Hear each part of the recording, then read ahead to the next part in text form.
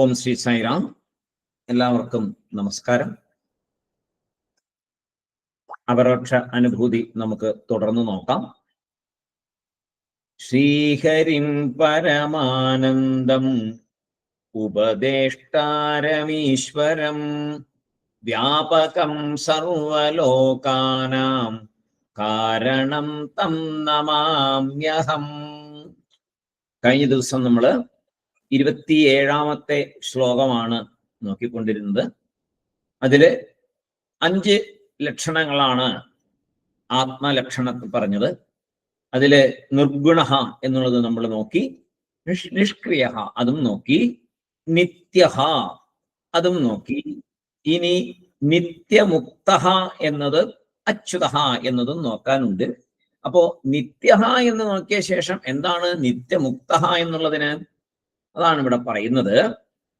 നിത്യം എന്ന പദത്തെ തുടർന്ന് നിത്യമുക്ത അഹം എന്ന് വരുന്നു. അതായത് ഞാൻ സ്വതന്ത്രനാണ് എന്ന് വരുന്നു. ഒരു പ്രത്യേക സമയം മുക്തി ലഭിച്ചു എന്ന് പറയാൻ പറ്റത്തില്ല. ഒരു പ്രത്യേക സമയത്ത് മുക്തി ലഭിച്ചു അങ്ങനെ പറയാൻ പറ്റുമോ? ഇല്ല. കാരണം നിത്യമുക്ത ആണ്. അപ്പൊ നിത്യ എന്ന് പറഞ്ഞു കഴിഞ്ഞപ്പോ മുക്തൻ എന്ന് പ്രത്യേകം പറയുമ്പോ എന്താണ് മനസ്സിലാക്കണ്ടേ? നിത്യമുക്തനാണ്, എന്നും മുക്തനായിരിക്കുന്ന ഒരാളാണ് ഞാൻ.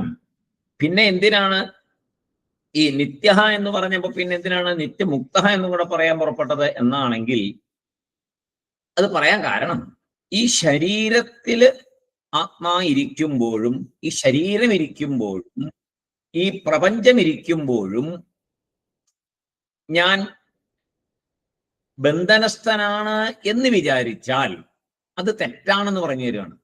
ഞാൻ ഈ ശരീരത്തിൽ ഇരിക്കുന്നല്ലോ, അതുകൊണ്ട് ഞാൻ ബന്ധനസ്ഥനാണ്.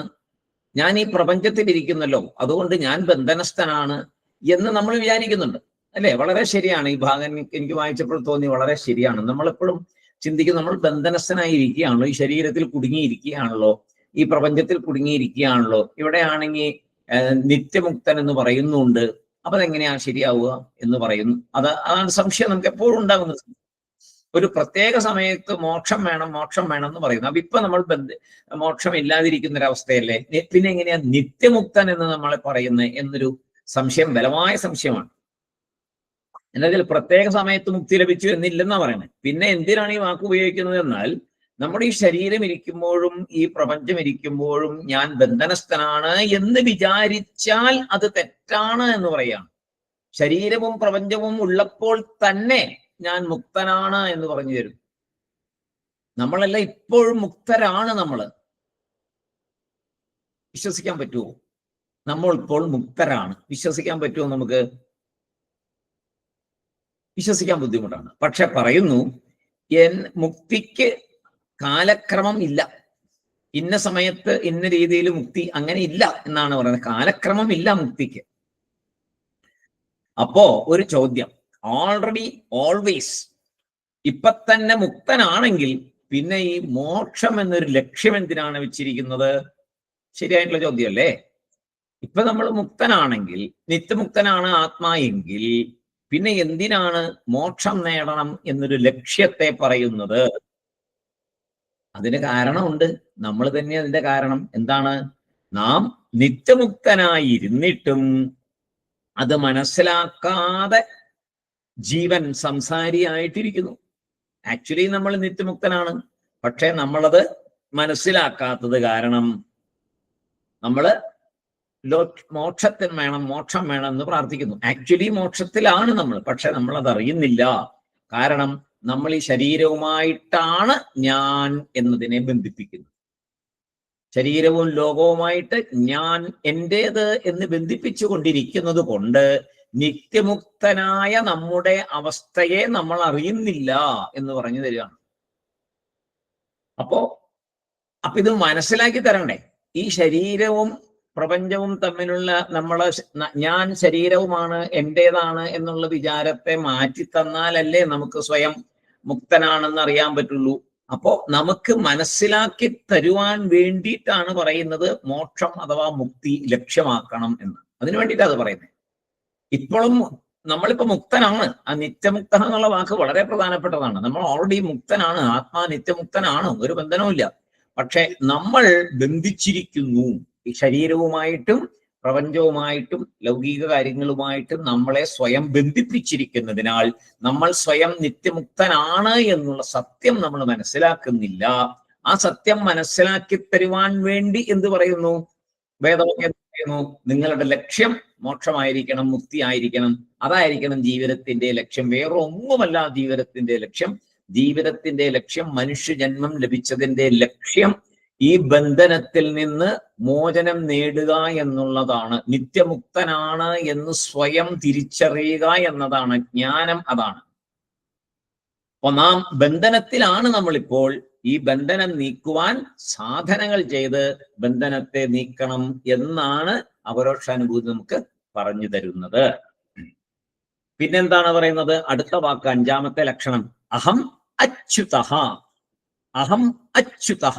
എല്ലാ സ്ഥലത്തും അഹം ചേർക്കണം. ഓരോ വിശേഷണത്തിന്റെ മുമ്പിലും ഓരോ ലക്ഷണത്തിന്റെ മുമ്പിലും അച്യുതഃ അഹം ചേർക്കണം. അപ്പോഴാണ് മനസ്സിലാവുള്ളൂ. അഹം അച്യുതഃ. എല്ലാ സ്ഥലത്തും അഹം എന്നുള്ളത് ചേർക്കണം. അപ്പോ ച്യുതി എന്നാൽ എന്താണ്? നാശം. ച്യുതി, ച്യുതി എന്ന് പറഞ്ഞാൽ നാശമാണ്. അച്യുതഃ, നാശമില്ലാത്തവൻ. അച്യുതഃ, നാശമില്ലാത്തവൻ.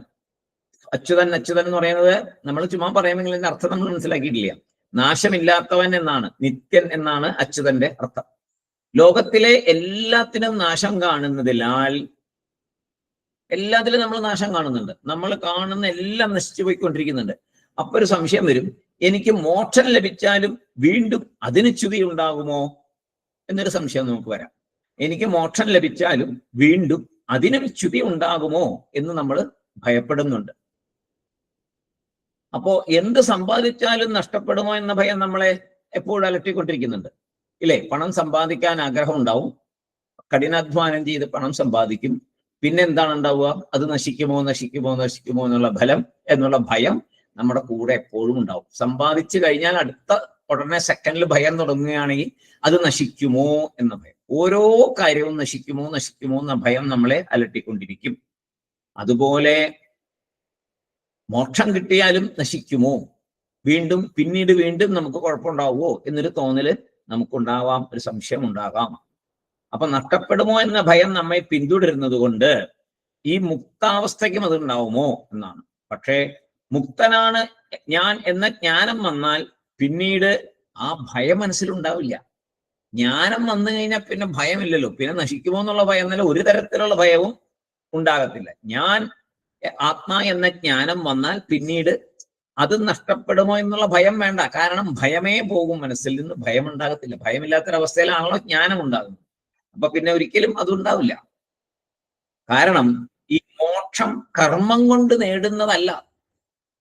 ലോകത്തിലുള്ള സകലതും കർമ്മം കൊണ്ട് നേടുന്നതാണ്. ലോകത്തിലുള്ള എല്ലാം കർമ്മം കൊണ്ട് നേടുന്നതാണ്. നമ്മൾ കാണുന്നത് മുഴുവൻ കർമ്മം കൊണ്ട് നേടുന്നതാണ്. അതുകൊണ്ടാണ് അതിന് നാശം. വളരെയധികം ശ്രദ്ധിച്ച് മനസ്സിലാക്കേണ്ട ഭാഗം. എല്ലാത്തിനും എന്താണ്? കർമ്മം കൊണ്ട് ആണിത് മുഴുവൻ ഉണ്ടാകുന്നത്. എല്ലാം കർമ്മം കൊണ്ട് ഉണ്ടാകുന്നത് കൊണ്ട് അതിന് മുഴുവൻ നാശമുണ്ട്. അതേസമയം മോക്ഷം അഥവാ ജ്ഞാനം, മോക്ഷം കർമ്മം കൊണ്ട് നേടുന്നതല്ല, ജ്ഞാനം കൊണ്ട് കിട്ടുന്നതാണ്. ജ്ഞാനം കൊണ്ട് ലഭിക്കുന്നതിനാൽ അതിനൊരിക്കലും നാശമില്ല. അത് നമ്മൾ ഈ വളരെ ശ്രദ്ധിക്കേണ്ട ഒരു ഭാഗമാണിത്.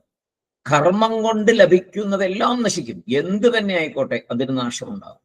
പക്ഷെ മോക്ഷം എന്നത് ജ്ഞാനം കൊണ്ട് ലഭിക്കുന്നതായതിനാൽ അതിനൊരിക്കലും നാശമുണ്ടാകില്ല.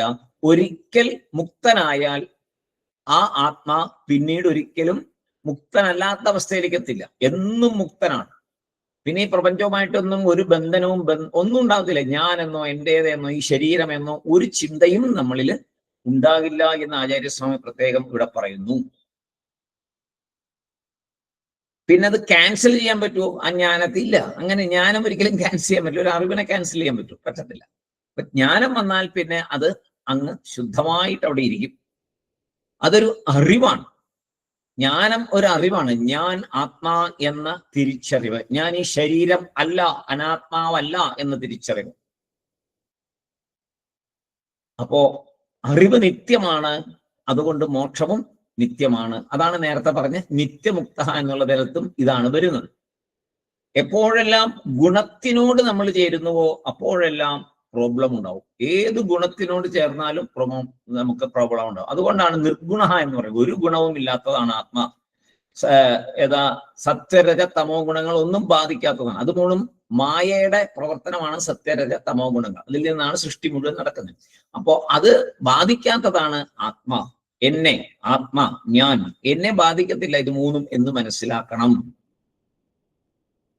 അപ്പോ എപ്പോഴെല്ലാം ഈ ത്രിഗുണങ്ങളിൽ കൂടി നമുക്ക് പ്രോബ്ലംസ് അഥവാ പ്രയാസം മനസ്സിനുണ്ടാകുന്നുവോ, അതായത് സദ്ഗുണം അതുകൊണ്ടും പ്രോബ്ലം ഉണ്ടാവും. സദ്ഗുണം കൊണ്ട് ഒരുപാട് പ്രോബ്ലം ഉണ്ടാവും. നമ്മൾ വിചാരിക്കും സദ്ഗുണം കൊണ്ട് പ്രോബ്ലം ഉണ്ടാവില്ല. സദ്ഗുണം കൊണ്ട് എന്താ ഉണ്ടാവുക? ഞാൻ സദ്ഗുണം ഉള്ള ആളാണെന്നുള്ള തോന്നൽ തന്നെയാണ് പ്രോബ്ലം. ഞാൻ അങ്ങനെ ഒരു വ്യക്തി എന്ന് കൊണ്ടുവരികയല്ലേ. അപ്പൊ ഒരു ഗുണത്തെ, ആത്മാവിനോട് ഒരു ഗുണത്തെ ചേർക്കുകയാണ്. ഒരു ഗുണവും ചേർക്കാൻ പാടില്ല. നിത്യസ്വരൂപനാണ്. ഒരു ഗുണം വന്നാൽ അതിനുടനെ എന്തുണ്ടാവും? മറ്റുള്ള കാര്യങ്ങൾ അതിന്റെ കൂടെ ചേർന്ന് വരും. ഒരു ഗുണത്തിന് ഓരോ ഗുണം സദ്ഗുണനാണ് എന്ന് തോന്നുമ്പോൾ മറ്റുള്ളവർ ദുർഗുണരാണെന്നൊരു തോന്നൽ വരുമല്ലോ. അതുകൊണ്ടാണ് ഞാൻ സദ്ഗുണനാണ് എന്ന് പറയുന്നത്. അപ്പൊ അത് വരാൻ പാടില്ല. അങ്ങനെ ചിന്തിക്കാനേ പാടില്ല. ഞാൻ നിത്യമുക്തനാണ്. എനിക്ക് ഈ ത്രിഗുണങ്ങളുമായിട്ട് ഒരു ബന്ധവുമില്ല. ഇത് ഈ സംസാരത്തിൽ നടക്കുന്ന കാര്യമാണ്. മായയാണ് ത്രിഗുണത്തിന്റെ ആള്. ഞാൻ മായയിൽ നിന്ന് രക്ഷപ്പെടാൻ വേണ്ടിയാണ് സാധന ചെയ്യുന്നത്. അതുകൊണ്ട് ഈ ഗുണങ്ങൾ എന്നെ സ്പർശിക്കില്ല. ഞാൻ നിർഗുണനാണ്, നിർഗുണ എന്ന് ധ്യാനിക്കണം. ധ്യാനിക്കുമ്പോഴൊക്കെ നിർഗുണം ആയിട്ട് ഞാൻ നിർഗുണനാണ് എന്ന് ധ്യാനിക്കണം. എപ്പോഴും പ്രവൃത്തിയുടെ അടിസ്ഥാനത്തിൽ പ്രോബ്ലം ഉണ്ടാകുമല്ലോ. അപ്പോ ഒക്കെ ഏത് പ്രവൃത്തിയുടെ അടിസ്ഥാനത്തിലും പ്രോബ്ലംസ് ജീവിതത്തിൽ വരുമ്പോൾ ഓർക്കണം, നിഷ്ക്രിയ. ഞാൻ എന്ന ആ ആത്മശക്തി നിഷ്ക്രിയനാണ്. അത് വെറും സാക്ഷിയാണ്, അതൊന്നും ചെയ്യുന്നില്ല. അതുകൊണ്ട് നിഷ്ക്രിയ എന്ന് അവിടെ ഓർക്കണം. പിന്നെ ഞാൻ മരിക്കും എന്നൊരു ഭയം, അല്ലെ? മരണഭയം എല്ലാവർക്കും ഉള്ളതാണ്. മരണഭയം, ഞാൻ മരിക്കും എന്നുള്ളത്. അപ്പൊ എന്തോർക്കണം? അപ്പോഴാണ് ഞാൻ നിത്യനാണ് എന്ന് ഓർക്കേണ്ട സമയം. ഞാൻ നിത്യനാണ്, എനിക്ക് മരണമില്ല. ഈ ശരീരമാണ് പോകുന്നത്, എനിക്ക് മരണമില്ല. എനിക്ക് ഈ ശരീരം ഉണ്ടായി, ശരീരം വളർന്നു, ഇതാ വയസ്സായി, ശരീരം ക്ഷീണിച്ചു, ഇനി ശരീരം നശിക്കും. അപ്പൊ ഞാൻ എന്നും ഉണ്ട്, അന്നുമുണ്ട്, ഇന്നുമുണ്ട്, എന്നും ഉണ്ടാകും. അപ്പോ അവിടെ ഓർക്കേണ്ടത് നിത്യ എന്ന ആ ലക്ഷണത്തെ ഓർക്കണം. പിന്നീട് നിത്യമുക്ത എന്നുള്ള അതും ഓർക്കണം. നിത്യനാണ്, ഞാൻ നിത്യമുക്തൻ, എന്നും മുക്തനായിട്ടിരിക്കുന്ന ഒരാളാണ്. ഒരു തരത്തിലും ബന്ധനമില്ല. ഞാൻ തെറ്റായിട്ട് ബന്ധനത്തിൽ അകപ്പെട്ടിരിക്കുന്നു എന്ന് ഞാൻ വിചാരിച്ചിരിക്കുന്നു. അതിൽ നിന്ന് ഞാൻ വിചാരിച്ചാൽ മാത്രമേ അതിൽ നിന്ന് പുറത്തു കിടക്കാൻ പറ്റുള്ളൂ. ഞാൻ തന്നെയാണ് വിചാരിക്കേണ്ടത് ഞാൻ ബന്ധനസ്ഥനല്ല എന്ന്. അപ്പൊ എന്ത് ചെയ്യണം? ഞാൻ ബന്ധനമാണ് എന്ന് ചെയ്യുന്ന കാര്യങ്ങൾ എന്റേത് എന്നാണ് ബന്ധനത്തിൽ എത്തിക്കുന്നത്. പിന്നെ ഞാൻ ഈ ശരീരമാണ് എന്നുള്ളതുമാണ്, ശരീരവുമായിട്ട് ബന്ധപ്പെട്ടതാണ് എന്റേത് എന്നെല്ലാം വരുന്നത്. അതിൽ നിന്നും മുക്തി, അതിൽ നിന്നെ മാറ്റിയേക്കണം, അതിൽ നിന്നും മാറി നിൽക്കണം. എനിക്ക് ഇത്രയും ജ്ഞാനം ലഭിച്ചിട്ടുണ്ട്, അറിവെനിക്ക് ലഭിച്ചിട്ടുണ്ട്. ഈ മെമ്മറി ലോസ് വന്നാൽ ഈ ജ്ഞാനം പോകുമോ? അങ്ങനെ ചിന്ത ഉണ്ടല്ലോ. മെമ്മറി ലോസ് വന്നാൽ, വയസ്സായി കഴിഞ്ഞാൽ മെമ്മറി ലോസ് ഉണ്ടാവും. മെമ്മറി ലോസ് വന്നാൽ ജ്ഞാനം പോകുമോ എന്ന് തോന്നിയാൽ അച്യുത എന്നോർക്കണം. അപ്പോഴാണ് അച്യുത എന്ന വാക്കിന്റെ പ്രാധാന്യം വരുന്നത്, ഇല്ലേ? വയസ്സായി, ശരീരത്തിന് മെമ്മറി ലോസ് വന്നു, പലതും ഓർമ്മയിലാണ്ടാവുന്നു. അപ്പോ എനിക്ക് കിട്ടിയ ജ്ഞാനം, ഞാൻ ആത്മാവെന്നൊരു ജ്ഞാനത്തിലേക്ക് ഞാൻ എത്തിയിട്ടുണ്ടെങ്കിൽ അത് നഷ്ടപ്പെട്ടു പോകുമോ അന്നേരം എന്ന് തോന്നിയാൽ മനസ്സിലാക്കുക, എപ്പോഴൊരിക്കൽ ജ്ഞാനം വരുന്നുവോ അപ്പോൾ ഈ വക സംശയങ്ങളൊന്നും മനസ്സിലുണ്ടാവില്ല. ജ്ഞാനമില്ലാത്തത് കൊണ്ടാണ് സകലമായ സംശയങ്ങൾ. ജ്ഞാനം ലഭിച്ചാൽ ഒരു സംശയവും അവിടെ നിലനിൽക്കില്ല. അച്യുത, ഒരിക്കലും നാശമില്ലാത്തതാണ് ജ്ഞാനം. ജ്ഞാനത്തിന് നാശമില്ല. വൺസ് കിട്ടിക്കഴിഞ്ഞാൽ, ജ്ഞാനം ലഭിച്ചാൽ പിന്നെ അതിന് മാറ്റമില്ല. ജ്ഞാനം ലഭിച്ച് നമ്മൾ ഓൾറെഡി ജ്ഞാനിയാണ്, പക്ഷെ നമ്മൾ അറിയുന്നില്ല സ്വയം ജ്ഞാനിയാണെന്ന്. അതുകൊണ്ടാണ് ഭഗവാൻ ബാബ എപ്പോഴും പറയുന്നത്, ഞാൻ ഈശ്വരൻ എന്ന് എനിക്കറിയാം, നിങ്ങൾ ഓരോരുത്തരും ഈശ്വരനാണ് എന്ന് നിങ്ങൾ സ്വയം തിരിച്ചറിയുന്നില്ല. നിങ്ങളെ തിരിച്ച് അറിയിക്കാനാണ് ഞാൻ വന്നത്, നിങ്ങളെ മനസ്സിലാക്കി തരുവാനാണ് ഞാൻ വന്നത്. ആത്മസ്വരൂപലാര, എല്ലാവരെയും ആത്മസ്വരൂപം എന്നാണ് ഭഗവാൻ വിളിക്കുന്നത്. എല്ലാ പ്രസംഗങ്ങളിലും ആത്മസ്വരൂപമാണ് നിങ്ങളെന്ന് ഭഗവാൻ പറയുന്നുണ്ട്, സകല പ്രസംഗങ്ങളിലും പറയുന്നുണ്ട്. പക്ഷേ അവിടേക്ക് എത്തണമെങ്കിൽ ഒരുപാട് സാധന വേണം. ഈ ബന്ധനത്തിൽ നിന്ന് മുക്തി നേടണം. എന്റേത് എന്നുള്ള ചിന്ത പോകണം.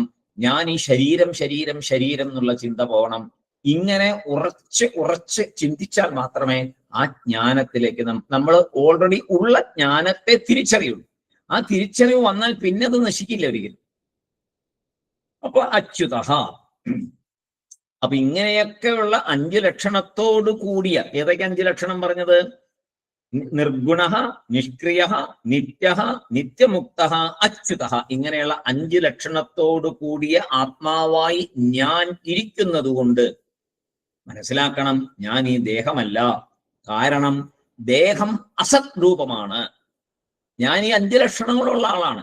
പിന്നെ ഞാൻ എങ്ങനെ ദേഹമാവും? ദേഹം അസത് രൂപമാണ്. ഇങ്ങനെ ഈ ദേഹത്തെ അസത് രൂപമാണെന്നും ഞാൻ ഈ 5 ലക്ഷണങ്ങളുള്ള ആത്മാവാണെന്നും തിരിച്ചുള്ള അറിവാണ് ജ്ഞാനം. ഇങ്ങനെയുള്ള ഈ അറിവിനെ, ഞാൻ ഈ ശരീരമല്ല എന്നുള്ള അറിവിനെയാണ് വിദ്വാൻമാര് ജ്ഞാനം എന്ന് പറയുന്നത്. ജ്ഞാനനിത്യുച്യതേ ബുധൈഹി. അടുത്ത ശ്ലോകം 28ാമത്തെ ശ്ലോകം. നിർമ്മലോ നിശ്ചലോന്ദഃ ശുദ്ധോഹമജരോമരഃ നാഹം ദേഹോ ഹ്യസദ്രൂപോ ജ്ഞാനമിത്യുച്യതേ ബുധൈഹി. നിർമ്മലോ നിശ്ചലോനന്ദഃ ശുദ്ധോഹമജരോമരഃ ശുദ്ധോഹമജരോമരഃ നാഹം ദേഹോ ഹ്യസദ്രൂപോ ജ്ഞാനമിത്യുച്യതേ ബുധൈഹി. ഇവിടെ അഹം എന്ന പദത്തിന് ഇവിടെ 6 ലക്ഷണം. കഴിഞ്ഞ ശ്ലോകത്തില് 5 ലക്ഷണം പറഞ്ഞു. ഇവിടെ 6 ലക്ഷണം കൂടെ അഡീഷണൽ ആയിട്ട് വരുന്നു. നിർമ്മലഹ. മലം എന്ന് പറഞ്ഞാൽ അശുദ്ധം എന്നാണ് അർത്ഥം. മോശമായത് അശുദ്ധം, മലം, അശുദ്ധി, മലം എന്നുള്ളതിന്. അപ്പൊ നിർമ്മലഹ, അശുദ്ധി ഇല്ലാത്തവനാണ് നിർമ്മലഹ എന്നുള്ളതിന്. നിർമ്മലഹ, അഹം നിർമ്മലഹ, അശുദ്ധി ഇല്ലാത്തവനാണ് ഞാൻ. ഈ സന്ദർഭത്തില് വിദ്യാരണ്യര് പറയുന്നുണ്ട്, എല്ലാ അശുദ്ധത്തിനും മൂല കാരണം എന്താണ്? അജ്ഞാനമാണ്. അശുദ്ധം എന്നൊരു സംഭവം നമ്മൾ പറയുന്നുണ്ടെങ്കിൽ അതിന്റെ അർത്ഥം നമ്മൾക്ക് ജ്ഞാനമില്ല എന്നതാണ്. അജ്ഞാനമാണ്. അജ്ഞാനം കൊണ്ടാണ് എപ്പോഴും അശുദ്ധം പറയുന്നത്. അഹം എന്ന പദത്തിന് 6 ലക്ഷണം പറയുന്നു. നിർമ്മലഹ, അശുദ്ധി ഇല്ലാത്തവൻ. ഈ സന്ദർഭത്തില് വിദ്യാരണ്യർ പറയുന്നതാണ് നമ്മൾ നോക്കുന്നത്.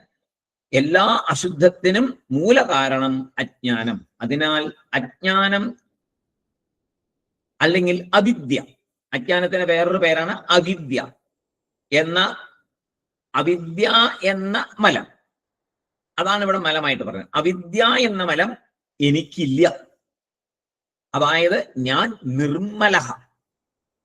നമുക്കുണ്ടാകുന്ന ദേഷ്യം, വെറുപ്പ് മുതലായവയ്ക്കെല്ലാം കാരണം എന്താണ്?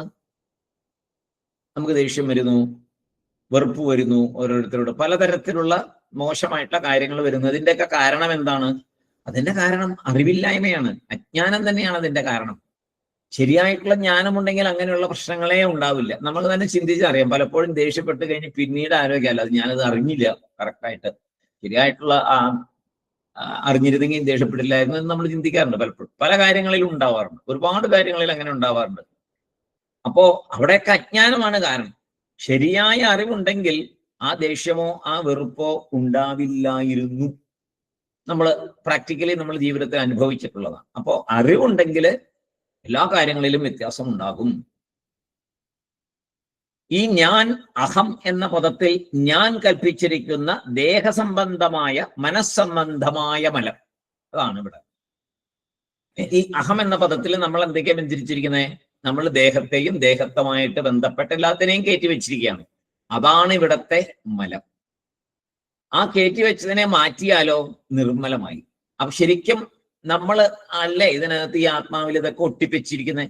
ആത്മാ നിർമ്മലമാണ്. ആ നിർമ്മലമായ ആത്മാവിലേക്ക് ഈ മലത്തെ ഒട്ടിവെച്ചിരിക്കുന്നത് നമ്മളാണ്. എന്താണ് അവിടുത്തെ ആ അജ്ഞാനം അല്ലെങ്കിൽ ആ അവിദ്യ? ഞാൻ ദേഹമാണ് എന്നുള്ള അവിദ്യയെ നമ്മൾ അവിടെ ചേർത്ത് വെച്ചിരിക്കുന്നു. എന്നിട്ട് ഈ ദേഹവുമായിട്ട് ബന്ധപ്പെട്ടതിനെ മുഴുവൻ എന്റേത് എന്റേത് എന്ന് വിചാരിച്ച് വിഷമിക്കുന്നു. അപ്പോ അത് പാടില്ല. അഹം നിർമ്മലഹ.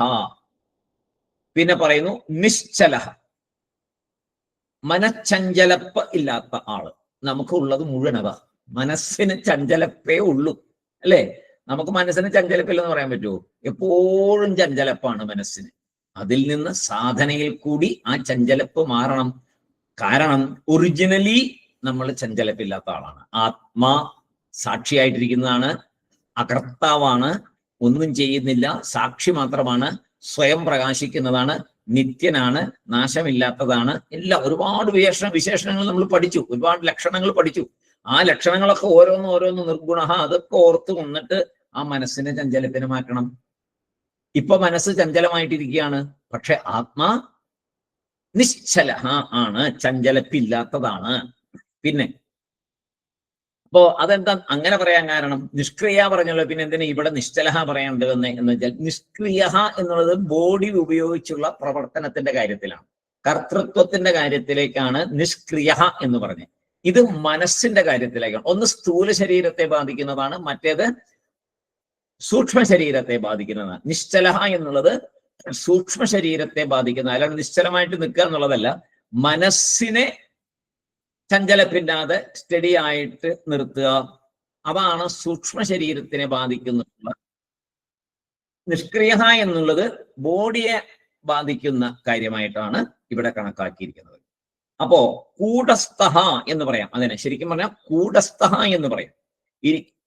ഇരിക്കുന്നിടത്ത് അങ്ങനെ തന്നെ ഇരിക്കുന്നത്, അങ്ങനെ ഇരിക്കുന്ന സ്ഥലത്ത് അങ്ങനെ തന്നെ ഇരിക്കുന്നതാണ് കൂടസ്ഥ എന്നുള്ളത്. അപ്പൊ അതാണ് ഇവിടുത്തെ നിശ്ചല. മനസ്സിന് യാതൊരു മാറ്റവും ഇല്ലാതെ മനസ്സ് സ്റ്റഡി ആയിട്ടിരിക്കുക, സ്വപ്രകാശമായിട്ടിരിക്കുക, ഒരു ചഞ്ചലപ്പും ഇല്ലാതിരിക്കുക, അതാണ് നിശ്ചല. നിഷ്ക്രിയ എന്ന് നേരത്തെ പറഞ്ഞത് ഫിസിക്കൽ ബോഡിയെ ബാധിക്കുന്നതാണ്, സ്ഥൂല ശരീരത്തെ ബാധിക്കുന്നതാണ്. പിന്നെ അടുത്ത വാക്ക് വരുന്നു അനന്തഹ. നിശ്ചലോനന്ദ, അവിടെ അനന്തഹ. അനന്തഹ എന്ന് പറഞ്ഞാൽ അറിയാമോ? അനന്തമായി എന്ന് പറയില്ലേ, അനന്തമായി കിടക്കുന്നു. സാഗരം നോക്കുമ്പോൾ അനന്തമായി, നമ്മുടെ കാഴ്ചയിലാണ് അനന്തം. അതോ അതിന് എൻഡ് കാണാത്തതിനെയാണ് അനന്തം എന്ന് പറയുന്നത്. അവസാനമില്ലാത്തത്, ബൗണ്ടറി ഇല്ലാത്തത്, അതിനാണ് അനന്തം. ആത്മാവിന് ബൗണ്ടറി ഇല്ല, സർവസ്ഥലത്തും വ്യാപിച്ചിരിക്കുന്നു, നോ ബൗണ്ടറി. ദേശമോ കാലമോ ഒന്നും അതിനെ ബാധിക്കില്ല. നേരത്തെ പഠിച്ചിട്ടുള്ളത് ദേശകാലത്ത് പരിച്ഛിന്നമാണെന്ന് നേരത്തെ പഠിച്ചിട്ടുണ്ട്. അപ്പൊ ദേശവും കാലവും ഒന്നും അതിനെ ബാധിക്കില്ല, അതിന് ബൗണ്ടറീസ് ഇല്ല. അതുകൊണ്ട് അനന്തമാണ്. സത്യം ജ്ഞാനം അനന്തം ബ്രഹ്മ അവിടെ പറഞ്ഞിട്ടുണ്ട്. സത്യം ജ്ഞാനം അനന്തം ബ്രഹ്മ, തൈത്തിരീയ ഉപനിഷത്ത്. സത്യം ജ്ഞാനം അനന്തം ബ്രഹ്മ. ദേശകാല വസ്തു പരിച്ഛേദ, ദേശകാല വസ്തു പരിച്ഛേദ ഉള്ള ആളാണ് ആത്മാ. അടുത്തത് പറയുന്നു ശുദ്ധോഹമജരോമരഹ. എന്താണ് ശുദ്ധ? പുണ്യവും പാപവും ഒന്നുമില്ല, ശുദ്ധമാണ്. അത് നമ്മൾ നേരത്തെ പഠിച്ചതാണ്. ശുദ്ധ, പാപമില്ല. ഒരു പാപവും ആത്മാവിനെ ബാധിക്കില്ല. പാപം ഈ ശരീരമാണ് എന്ന് ഞാൻ വിചാരിക്കുമ്പോഴാണ് പാപവും പുണ്യവും ഒക്കെ വരുന്നത്. ശുദ്ധ എന്ന് പറയുമ്പോൾ അവിടെ പാപം ഇല്ലാത്തവനാണ്. അവിദ്യാകാര്യം ഇല്ല, പാപമില്ല എന്ന് പറഞ്ഞാൽ അവിദ്യാകാര്യം ഇല്ലാത്തതാണ്. അവിദ്യാകാര്യമേ ഇല്ല അവിടെ. പിന്നെയോ അജരഹ. ജരഹ എന്ന് പറഞ്ഞാൽ ജരയില്ലാത്തവൻ. ജരഹ എന്ന് പറഞ്ഞാൽ ജരയില്ലാത്തവൻ. ആരാണ് ജരഹ? ജരയില്ലാത്തവൻ. അജരഹ, ജരയില്ലാത്തവൻ.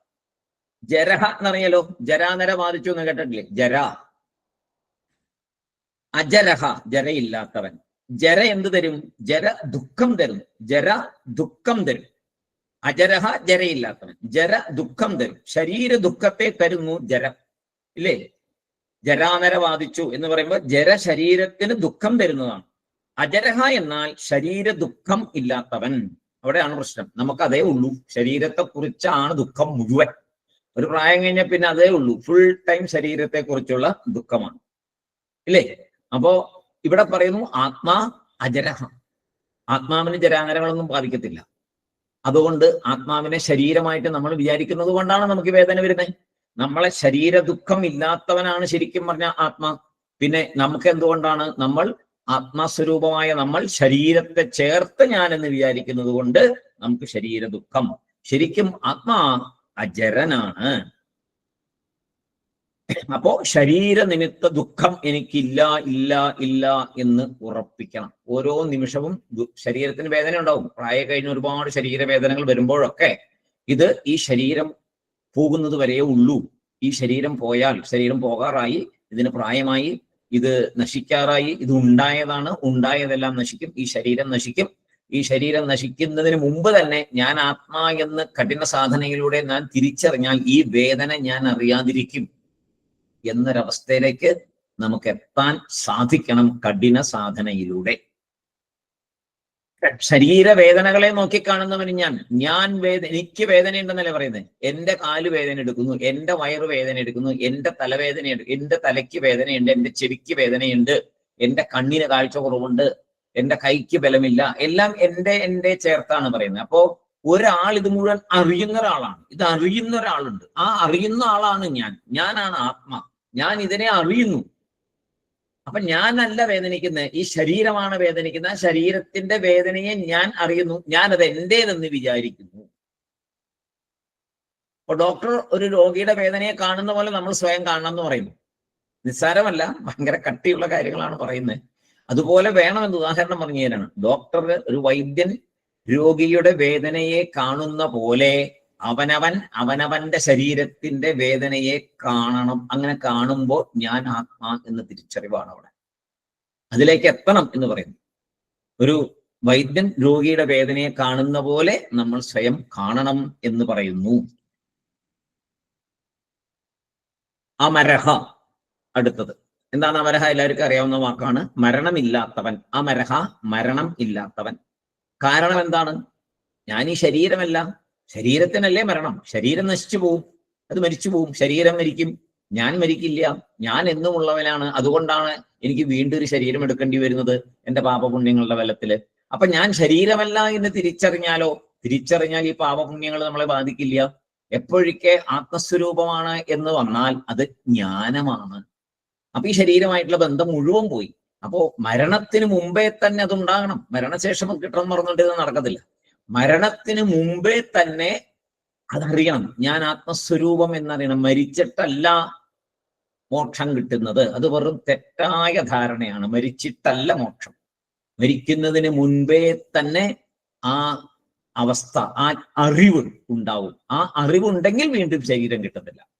അവിടെയാണ്. ആ അറിവാകത്തിടത്തോളം കാലം അവർ ശരീരം കിട്ടും. ആ അറിവ് വരാത്തിടത്തോളം കാലം ധർമാധർമ്മ ചിന്ത ഉണ്ടാവും, പാപപുണ്യ ചിന്ത ഉണ്ടാവും, എല്ലാം ഉണ്ടാവും. അപ്പൊ എല്ലാ പ്രവൃത്തികളെയും നമ്മൾ അതുമായിട്ട് ബന്ധിപ്പിക്കും. കർത്തൃത്വം ഉണ്ടാവും. ഈ പറഞ്ഞ എല്ലാ കാര്യങ്ങളും നമ്മളിൽ ഉണ്ടാവും. പിന്നെ ഇങ്ങനെ ശരീരം കിട്ടിയിരുന്ന വീണ്ടും ശരീരം കിട്ടും, ഉറപ്പല്ലേ? അപ്പോ ആ ശരീരം കിട്ടാതെ നമ്മൾ നേരത്തെ സഞ്ചിത കർമ്മങ്ങളൊക്കെ പറഞ്ഞു. ആ സഞ്ചിത കർമ്മം ഉണ്ടാവില്ല ജ്ഞാനം വന്നു കഴിഞ്ഞാൽ. പിന്നെയോ ആഗാമിക കർമ്മങ്ങൾ ഉണ്ടാകത്തില്ല. പിന്നെയോ പ്രാരബ്ധം ഉള്ളത് നശിക്കും. പ്രാരബ്ധമില്ല, ഒന്നുമില്ല. പിന്നെ അവിടെ ഒന്നുമില്ല. നേരെ മറിച്ച് ആ അറിവില്ലാത്തടത്തോളം കാലം ഈ ശരീരം വിട്ടുപോകുമ്പോൾ ഈ 3 കർമ്മങ്ങളും നമ്മുടെ കൂടെ ഉണ്ടാവും. പ്രാരബ്ധവും കൂടെ വരും. വലിയ ബണ്ടിൽ അകത്തുള്ള പ്രാരബ്ധത്തിൽ കുറച്ചെടുത്തിട്ടാണ് ഇപ്പൊ ശരീരം കിട്ടിയത്. ആ വലിയ ബണ്ടിൽ നിന്നുള്ള അടുത്ത ഭാഗങ്ങൾ അപ്പം കിട്ടും. പിന്നെ ഈ സഞ്ചിത കർമ്മങ്ങൾ ഇപ്പൊ ചെയ്യുന്ന കാര്യങ്ങളൊക്കെ ഉണ്ടാവും. പിന്നെ ആഗാമിക കർമ്മങ്ങൾ പുതിയതായിട്ടൊക്കെ വന്നു കയറും.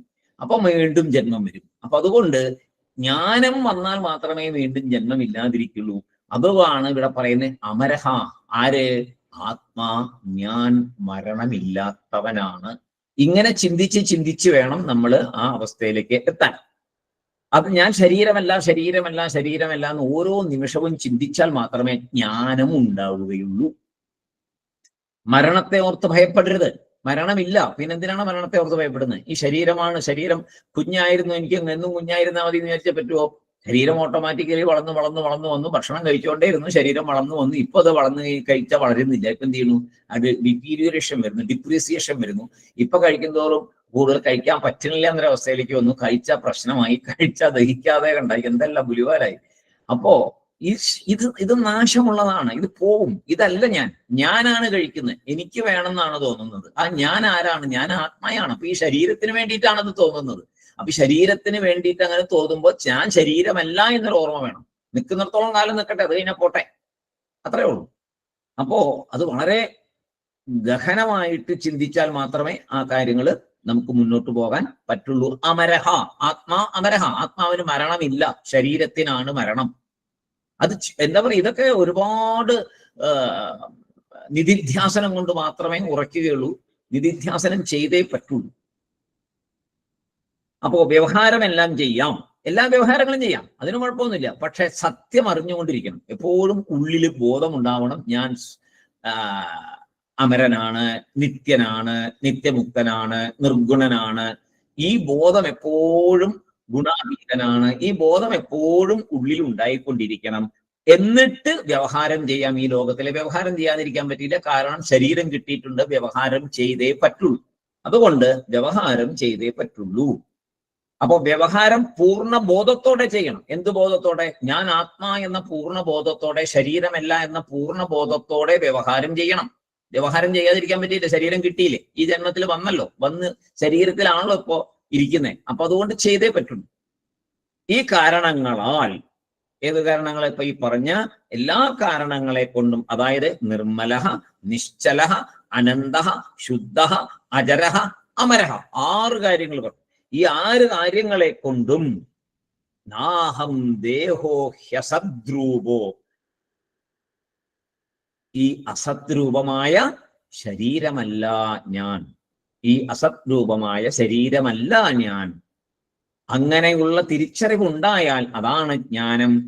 അപ്പോ അങ്ങനെയുള്ള അറിവിനെ, ആ ജ്ഞാനം ഇത്യുച്യതേ ബുധൈഹി, ഇങ്ങനെയുള്ള ഈ ശരീരം ഞാനല്ല, അസദ്രൂപമായ ശരീരമല്ല ഞാൻ എന്ന അറിവാണ് മഹത്തുക്കള് ജ്ഞാനം എന്ന് പറയുന്നത്. അപ്പൊ ഇത്രയുമാണ് നമ്മൾ 28ാമത്തെ ശ്ലോകം വരെ നമ്മൾ പഠിച്ചത്. അപ്പൊ ഇതില് 17ാമത്തെ ശ്ലോകം മുതൽ 40ാമത്തെ ശ്ലോകം വരെ ആത്മ അനാത്മ വിചാരം ആണ് മേജർ ടോപ്പിക്.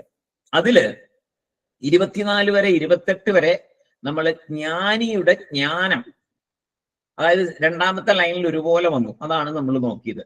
ഇനി ആത്മാനാത്മ വിചാരം വേറെ ഒരു ലെവലിലാണ് ചെയ്യുക. അടുത്ത ശ്ലോകം മുതൽ ആത്മ അനാത്മ വിചാരത്തെ വേറെ വിധത്തിൽ പറയും. ഇപ്പൊ 24 മുതൽ 28 വരെ ജ്ഞാനിയുടെ ജ്ഞാനം എന്ന ലെവലിൽ പറഞ്ഞു.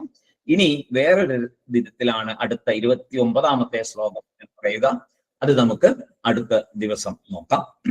ഇപ്പൊ കുഞ്ഞുങ്ങളുടെ പ്രോഗ്രാം ഇനി മണ്ഡലകാലം മുഴുവൻ 41 ദിവസവും കുട്ടികളുടെ പ്രോഗ്രാം ഉള്ളത് കൊണ്ട് നമ്മുടെ ക്ലാസ് 7:30 ആയിരിക്കുള്ളൂ. 7:30 മുതൽ 8 വരെ ആയിരിക്കും ക്ലാസ്. അത് എന്തെങ്കിലും മാറ്റമുണ്ടെങ്കിൽ, ഇപ്പൊ വെള്ളിയാഴ്ച ഒക്കെ എന്തെങ്കിലും അസൗകര്യം ഉണ്ടെങ്കിൽ ഞാനത് ഗ്രൂപ്പിൽ ഇടുന്നതായിരിക്കും. എല്ലാവരും ഗ്രൂപ്പ് ശ്രദ്ധിച്ചോണം. ഈ മണ്ഡലകാലം കഴിയുന്നവരെ പല മാറ്റങ്ങളും ഉണ്ടാകാം. എല്ലാവർക്കും സായിരാം. ഭഗവാൻ എല്ലാവർക്കും ഈ ജ്ഞാനം, ഇത്രയും ആചാര്യസ്വാമി എന്തുമാത്രം പദങ്ങളെ തരുന്നു. ഇത് ധ്യാനത്തിന് ഉപയോഗിക്കുക, നിധിധ്യാസനത്തിന് ഉപയോഗിക്കുക. സ്വാമി നമ്മളെ ആ അന്തിമ ലക്ഷ്യത്തിലേക്ക്, അല്ലെ ഇപ്പൊ പറഞ്ഞില്ലേ, ലക്ഷ്യം എന്ന് വെച്ചിരിക്കുന്നത് ഒറിജിനലി ഞാൻ ആരാണെന്ന് അറിയാനാണ്. അതറിയാൻ സ്വാമി അനുഗ്രഹിക്കട്ടെ എന്ന് പ്രാർത്ഥിക്കുന്നു. എല്ലാവർക്കും സായിരാം. അടുത്ത ദിവസം വീണ്ടും കാണാം. നിങ്ങൾ പറ്റുന്നവരൊക്കെ കുഞ്ഞുങ്ങളുടെ പ്രോഗ്രാമിന് 8:30 ഒന്ന് കയറിയിട്ട് കുട്ടികളെ ഒന്ന് അനുഗ്രഹിക്കുക. വലിയ സന്തോഷമാണ് അവർക്ക്. അപ്പോൾ നമുക്ക് ചെയ്യാവുന്ന ഒരു സർവീസ്, ഒരു 15 മിനിറ്റ് അവർക്ക് വേണ്ടി സ്പെയർ ചെയ്യുക എന്നുള്ളത് എല്ലാവർക്കും ചെയ്യാവുന്ന ഒരു കാര്യമാണ്. എല്ലാവരും അതിനുവേണ്ടി ഒന്ന് പ്രത്യേകം സമയം കണ്ടെത്തണം എന്നൊരു അഭ്യർത്ഥനയോടുകൂടി ഇന്ന് നിർത്താം. ഓം പൂർണ്ണമദ പൂർണ്ണമിദം പൂർണ്ണാത് പൂർണ്ണമുദച്യതേ പൂർണ്ണസ്യ പൂർണ്ണമാദായ പൂർണ്ണമേവാവശിഷ്യതേ. ഓം ശാന്തി ശാന്തി ശാന്തി. ഹരി ഓം തത്സത്. ബ്രഹ്മാർപ്പണമസ്തു.